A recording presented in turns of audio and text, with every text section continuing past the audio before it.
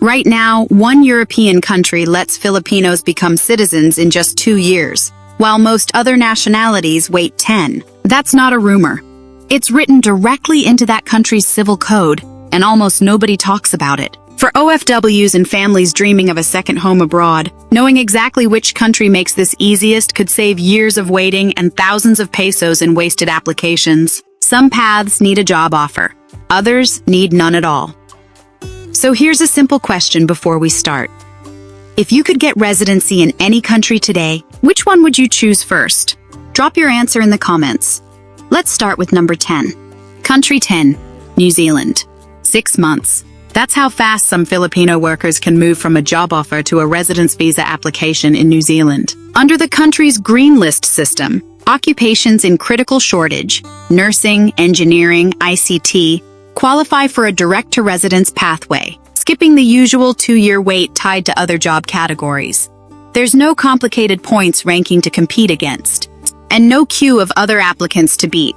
For Filipino nurses, this matters a lot, since New Zealand hospitals have actively recruited from Philippine nursing schools in recent years, especially around Auckland and Wellington. Picture a nurse arriving in January and already holding a resident visa application by July.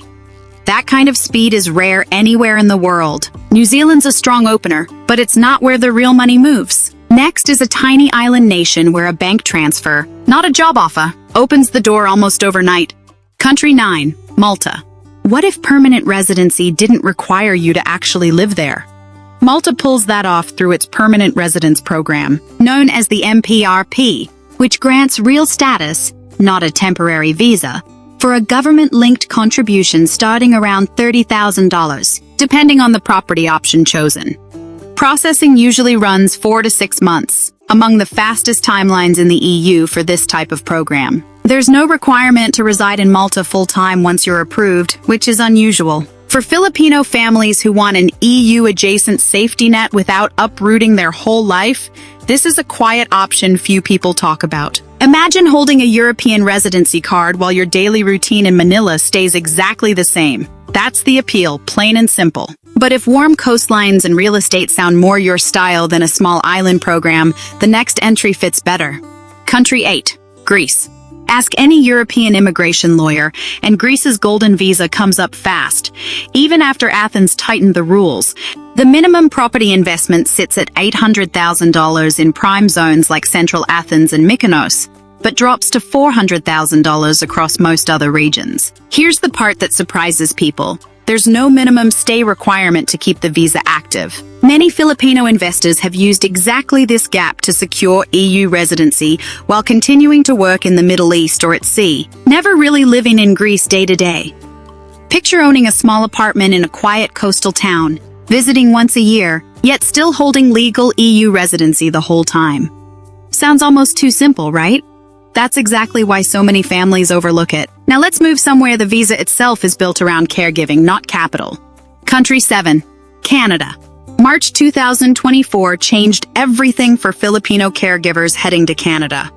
That's when Ottawa launched the Home Care Worker Immigration Pilot, a program built specifically around childcare and home support workers, granting permanent residency status essentially upon arrival, rather than after years of temporary work permits. The pilot runs through 2026 with a capped annual intake. No more waiting 4 or 5 years just to apply. Status begins almost right away, tied to occupation-specific work. Given how many Filipina caregivers already work inside Canadian households, this pathway feels tailor-made for a community that's waited far too long. Think about a caregiver who once expected half a decade of temporary status, now potentially settled from day one. That single shift could reshape thousands of families' plans overnight. Next, a country that just rewrote its rules for skilled and regional workers, and made the smaller path the faster one. Country 6, Australia. Why would anyone choose a small town over Sydney? Because in Australia's immigration system, geography equals speed. The skilled work regional visa, Subclass 491 uses a points system but favors applicants willing to live and work outside major cities, leading to permanent residency through Subclass 191 after as little as 3 years of regional work. Fewer applicants compete for these regional invitations, which means faster rounds and less pressure on English test scores. For Filipino tradespeople, aged care workers, and agricultural workers, regional Australia has become a genuine shortcut most people never consider. Imagine choosing a quiet town in Queensland or Tasmania over a crowded city and reaching permanent residency faster simply because of that choice. Sometimes the smaller path really is the quicker one. Now from the Pacific all the way to the Gulf, where one visa asks for money instead of a job offer at all. Country 5, United Arab Emirates. No employer, no problem. That's the promise behind this golden visa, which grants 10-year renewable residency without requiring any company to sponsor you. Skilled professionals earning above a set monthly salary threshold, along with property investors putting in AED 2 million or more, qualify directly for this long-term status. For the massive Filipino community already working across Dubai and Abu Dhabi, this removes a constant source of stress. Visa status tied entirely to one employer's decisions. Lose a job under the old system, and your visa often disappeared with it. Picture a Filipino engineer who's worked in Dubai for a decade, finally holding a visa that survives a career change instead of being wiped out by one. That stability is priceless for families relying on steady remittances back home. Next, a European powerhouse that just opened its doors wider than almost anyone expected. Country 4, Germany. Germany flipped its own rulebook on June 1, 2024. That's the exact date the Chancenkarte, or Opportunity Card, took effect, letting applicants earn points based on qualifications, language ability, age, and prior connection to Germany, then move to the country with up to a year to search for work in person. Under the old system, a confirmed job offer had to come first, blocking thousands of qualified applicants before they even started. For skilled Filipino workers in nursing, IT, and engineering, that barrier's gone now. Picture applying with your skills alone, moving to Berlin, and job hunting face-to-face instead of waiting anxiously for replies from Manila. This isn't a minor tweak.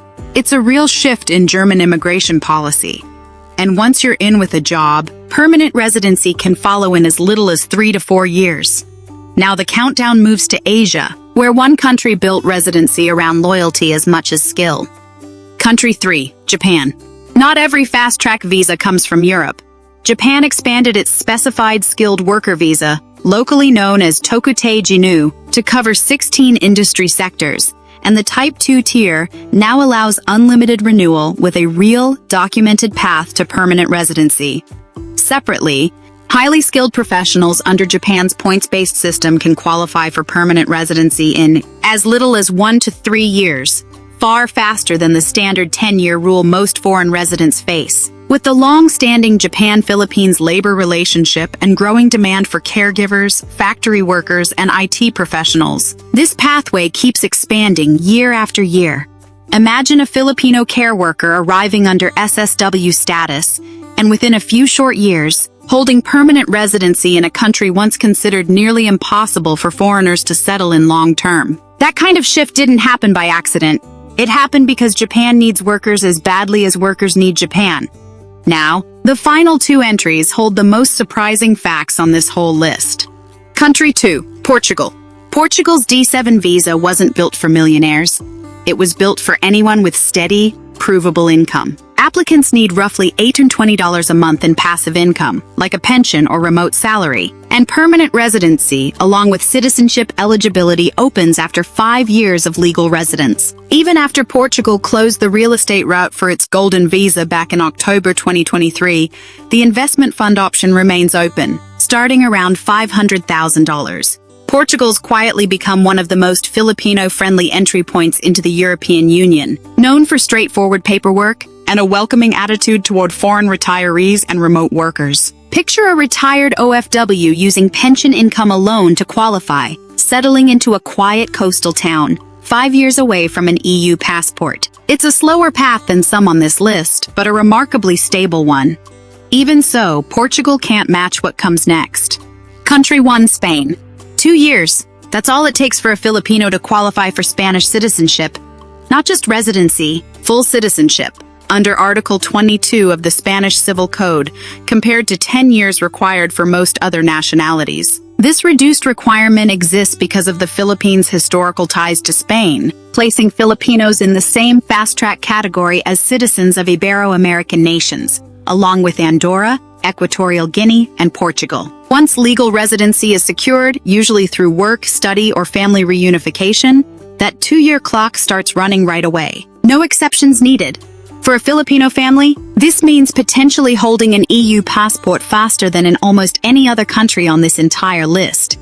No investment fund, no property purchase, just time, legal residence, and a 200-year-old legal relationship most people forget still exists. Imagine telling your kids that in just 2 years, their whole future in Europe could legally begin. 10 countries, 10 different doors. But the same lesson keeps repeating. Opportunity often hides in details most people never bother researching. So think back to that question from the start. Which country would you choose first and why? Tell us in the comments below. We genuinely want to read your answer. If this video gave you something worth sharing with a family member planning to work or move abroad, hit like, share it with them, and subscribe for more research like this. Immigration rules keep shifting. Staying informed early might just be the difference between waiting years and moving forward now.